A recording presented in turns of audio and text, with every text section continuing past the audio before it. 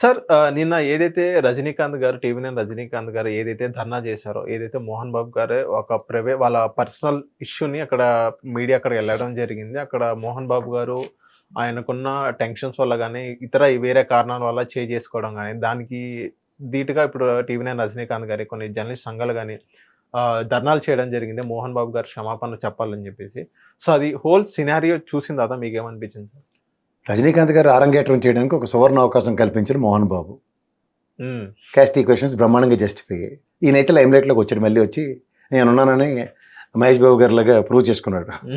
Okay, రెండోది నేనున్నానంటే నాగార్జున అండి, అలాగే ప్రూవ్ చేసుకున్నాడు. రెండోది మీరు ఒకటి గమనిస్తే, ఒక జర్నలిస్ట్ మిత్రుడికి, ఆ కెమెరామ్యాన్కి పుచ్చి పగిలేలా కొట్టిన మోహన్ బాబు యొక్క వ్యక్తిగతానికి ఈరోజు దాకా ఇచ్చిన అవార్డులన్నీ వెనక్కి తీసుకోండి. రెండోది, అది హేయమైన ఖండించదగ్గ చర్య. ఒక జర్నలిస్ట్ అడిగిన ప్రశ్నకి సమాధానం లేకపోతే పంచేంద్రియాలు మూసుకుని ఇంట్లో కూర్చోమనండి. దండం పెట్టుకుంటూ నటించుకుంటూ వచ్చి మైక్ లాక్కుని కొట్టిన దాంట్లో ఆ గుర్ర కొంచెం ఉండి, పక్కన పోలీసులు ఓ పపెట్ షో చూస్తున్నట్టు చూస్తూ నిలబడితే చాలా బాధాకరంగా ఉంది. రెండోది ఏంటంటే, పర్సనల్ విషయాలు అన్నప్పుడు ఏంది మంది మార్బలాలతో ఎవరెవరి మీద నెత్తివాజుకుంటున్నారు. ఈ కొడుకులు మీరు కొట్టు సస్తే ఇంట్లో తాళాలు పెట్టుకుని చచ్చిపోయి దరిద్రం వెళ్ళిపోద్ది. అంతేకాని ఇది సమాజంలో ఒక వ్యవస్థ నడుస్తున్న దగ్గర వ్యవస్థకు విభిన్నంగా ప్రవర్తిస్తున్న మీ తీరుతెన్నులు ఒకసారి గమనించుకోండి. ఇదే ప్రెస్లో మా నాన్న పైన ఉన్నారు హాస్పిటల్లో, మీరు వెళ్తారా? ఆ విష్ణు నిన్న ప్రెస్ మీట్ చూస్తే నిజంగా సిర్రెత్తుకొచ్చింది.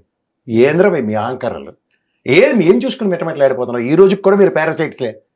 స్వయం ప్రతిపత్తి ఉన్న వాళ్ళు మీరు కాదు. మీ నాన్నగారు సంపాదించిన దాని మీద ఇంకా పడి తినుకుంటూ పడి సినిమాలు తీసుకుంటూ, ఇక్కడ జూబ్లీస్ ఉన్న ఆయన తీసుకెళ్ళి ఎక్కడో దండకారణ్యంలో కూర్చోబెట్టారు, తీసుకెళ్ళి పెద్ద ఆయన్ని. మీ వల్ల మనశ్శాంతి లేకుండా సమాజం మీద చూపిస్తున్నాడు మోహన్ బాబు గారు, అంతకని ఇంకేం లేదు. ఎవరికి ఉపయోగం?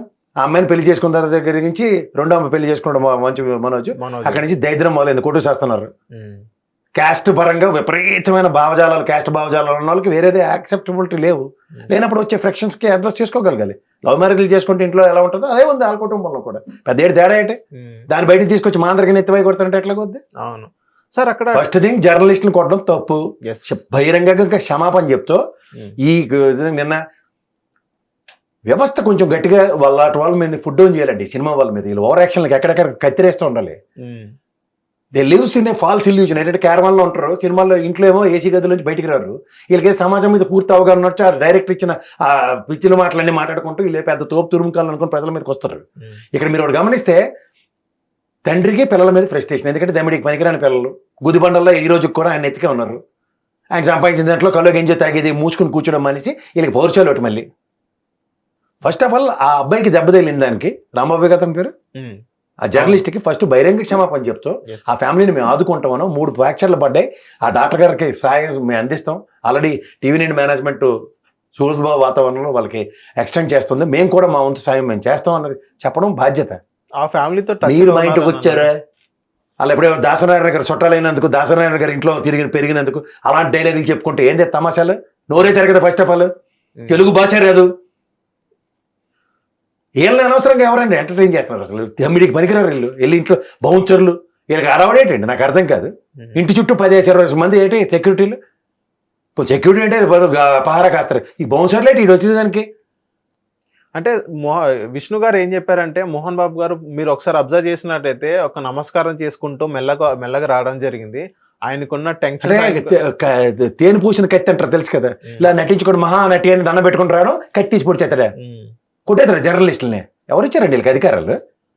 నచ్చితే సమాధానం చెప్పు బాబు, నేను ఇప్పుడు సమాధానం చెప్పదలుచుకోలేదు, నేను తర్వాత నిరంతరం చెప్తాను, ఇది మా అంతర్గత విషయం, దండం, వెళ్ళిపోండి, అయిపోయింది. నా ఇంట్లోకి వస్తావా, మైకులో లాక్కుని విజువల్స్ చూడండి సరే. సార్ ఇంకోటి అంటే అంచేత వీళ్ళని కండెమ్ చేస్తూ ఇలాంటి సమాజంలో సమాజ విరుద్ధంగా నడుచుకుంటున్న కుటుంబం కింద వేలెత్తి చూపించండి. First of all don't entertain them.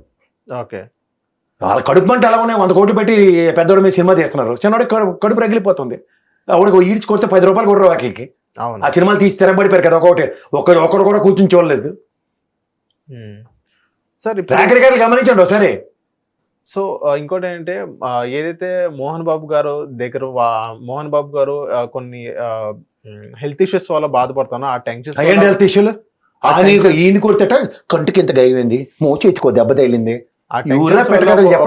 Hit TV app ని డౌన్లోడ్ చేసుకోండి. ఇందులో short news, live news, entertainment, movies అన్ని అవైలబుల్ గా ఉన్నాయి. Please download Hit TV app. Hit TV app. Hit TV యాప్ని ఫ్రీగా డౌన్లోడ్ చేసుకోండి.